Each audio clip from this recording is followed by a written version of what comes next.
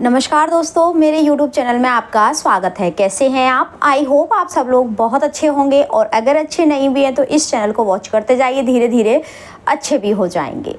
जो व्यक्ति आध्यात्म की जर्नी में होता है, जो व्यक्ति आकर्षण के सिद्धांत की जर्नी में होता है, लॉ ऑफ अट्रैक्शन जिसे हम जानते हैं, उसकी जर्नी को अगर फॉलो कर रहा होता है तो उसके दिमाग में एक चीज़ आती है कि ऐसा मैं क्या काम करूं जिससे मुझे और मेरा एक अच्छा कर्म बन जाए और जिसका प्रारब्ध मुझे अच्छा मिले। मैं दान करना चाहता हूं और ना अपने लिए आने वाले समय के लिए अच्छे कर्म को संचित करना चाहता हूं। अब मैं क्या करूं? इसमें ऐसा भी होता है कि कई लोग दान से या अच्छे कर्म से मतलब ये समझ लेते हैं कि दान के मतलब धन दौलत पैसा होगा तभी मैं दान कर पाऊँगा, या फिर मेरे पास कुछ वस्तु होगी, विशेष अच्छी चीज़ें होंगी तभी मैं दूसरे व्यक्ति को दे सकता हूँ, उसी से मेरा अच्छा कर्म बनेगा। तो सबसे अच्छा कर्म क्या होता है और सबसे बड़ा पुण्य का काम क्या होता है, ये हमारे दिमाग में हमेशा चलता रहता है। क्योंकि देखिए, कहीं ना कहीं जब इन सब चीज़ों को मैं नहीं जानती थी तब मेरे दिमाग में भी यही सब चीज़ें चलती थी। इसलिए मुझे लगता है कि जो व्यक्ति इस तरह की जर्नी में नहीं होता है तो उसके दिमाग में इस तरह के सवाल आना लाजमी है। तो अब सबसे बड़ा पुण्य कर्म क्या होता है? मैं एक वीडियो देख रही थी प्रेमानंद महाराज जी का, उसमें बताया था उन्होंने कि सबसे बड़ा पुण्य कर्म जो होता है वो होता है कि आप किसी व्यक्ति को जो गलत रास्ते पर है, जो गलत कर्म कर रहा है, उसको सही रास्ते पर ले आएं। मतलब उस व्यक्ति को आप बदल दें अपनी ज्ञान के जरिए, अपनी समझ के जरिए, तो वो सबसे बड़ा पुण्य कर्म आपका माना जाएगा। अब हमको हमेशा यही लगता है ना कि हम कैसे किसी व्यक्ति को बदल सकते हैं। इतने बड़े ब्रह्मांड में कोई ना कोई मनुष्य ऐसे ज़रूर होंगे जो आपकी वाइब्रेशन से प्रभावित होंगे, जो आपकी एनर्जी से प्रभावित होंगे। लेकिन वो होंगे कब? जब आपकी खुद की एनर्जी, जब आप खुद एक अच्छे इंसान होंगे, अच्छी चीज़ों की परख रखते हो, समझ रखते हो, तब तो कोई आपसे प्रभावित होगा और आपकी बात मानेगा। अदरवाइज़ बताने वाले, कहने वाले तो बहुत लोग हैं। अगर आप किसी एक व्यक्ति का भी भला कर सके, एक व्यक्ति को भी मार्ग दिखा सके, एक व्यक्ति के लिए भी मार्गदर्शक का काम कर सके, तो वो सबसे बड़ा पुण्य का काम आपके लिए माना जाएगा। आपके पास पैसा नहीं है, धन नहीं है, कुछ भी नहीं है, आपके पास पैसा नहीं है, कोई बात नहीं, आप किसी को एक अच्छी सलाह तो दे सकते हैं। कोई व्यक्ति आपके पास आया है तो आप उसे कम से कम प्यार से सारी चीज़ें समझा तो सकते हैं, बता तो सकते हैं। अगर आपके पास किसी चीज़ का एक्सपीरियंस है तो आप उसके साथ शेयर तो कर सकते हैं।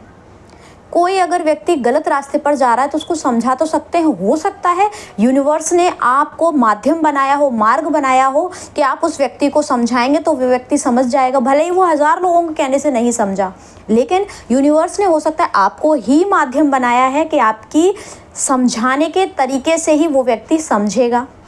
तो अपनी तरफ से कोशिश करना बंद मत करिए। अगर आपको लग रहा है ना कि किसी व्यक्ति को आपकी ज़रूरत है, अगर आप उसको कुछ समझा सकते हैं और वो सही रास्ते पर आ सकता है, तो इससे बड़ा पुण्य का काम कोई नहीं हो सकता है। अच्छा, एक चीज़ और मैं आपको बताती हूँ। जैसे हम कहीं जा रहे हैं, ठीक है, बस में बैठे हुए हैं और बस के बाहर जो लोग मांगने वाले होते हैं, वो आया कोई व्यक्ति और हम चूँकि खिड़की वाली सीट पर नहीं बैठे, हम बैठे इस तरफ, तो हमने उस व्यक्ति को दे दिया कि भाई उसको दे दो। अब वो जो मांगने वाला है वो क्या सोच रहा है कि इस व्यक्ति ने मुझे दिया है, लेकिन दिया तो उस दूसरे वाले व्यक्ति ने था ना, क्योंकि उसका हाथ नहीं पहुंच रहा था तो उसने उसको दे दिया। ऐसे ही यूनिवर्स ने, भगवान ने हमको माध्यम बनाया है दूसरे व्यक्ति की मदद करने के लिए।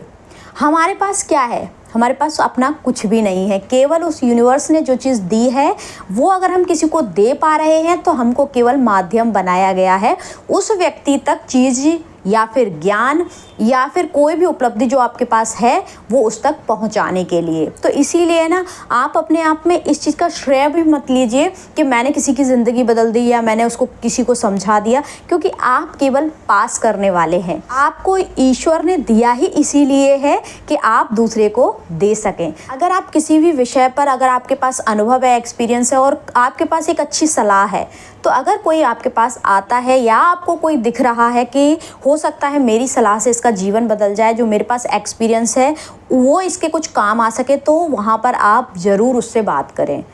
अगर आपके थ्रू एक व्यक्ति का भी जीवन बदलता है तो आप अपने लिए बहुत बड़ा पुण्य कर्म संचित कर लेंगे।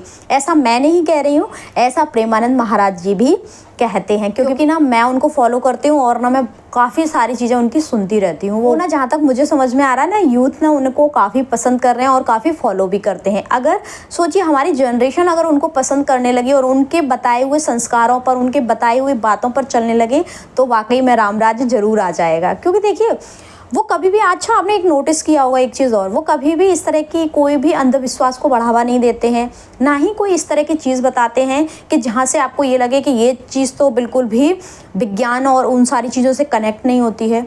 उनके पास अगर कोई व्यक्ति आता है कि मुझे यहाँ दर्द है, आप आशीर्वाद दे दो सही हो जाएगा, तो वो पता है क्या बोलते हैं, भाई डॉक्टर के पास जाओ ना, मेरे आशीर्वाद से थोड़ा सा ठीक होगा। तो सोचिए वो व्यक्ति कितने ही महान और कितने ही, मतलब ये हमारा सौभाग्य कि हमको उनको सुनने का मौका मिल रहा है। तो अगर उनके पद चिन्हों पर अगर हम जरा भी चल सके, जरा भी उनके जो बताए हुए नियम हैं, बताए हुए कार्य हैं, अगर हम वो कर सको तो ये हमारे लिए बहुत बड़ी सौभाग्य की बात होगी। तो ठीक है जी, आई होप आपको वीडियो पसंद आया होगा। मिलते हैं किसी अगले वीडियो में, तब तक ध्यान रखिए अपने विचारों का, अपनी भावनाओं का और अपने कर्मों का। हंसते रहिए, मुस्कुराते रहिए और दूसरों को मुस्कुराने की वजह देते रहिए। Thank you, thanks for watching.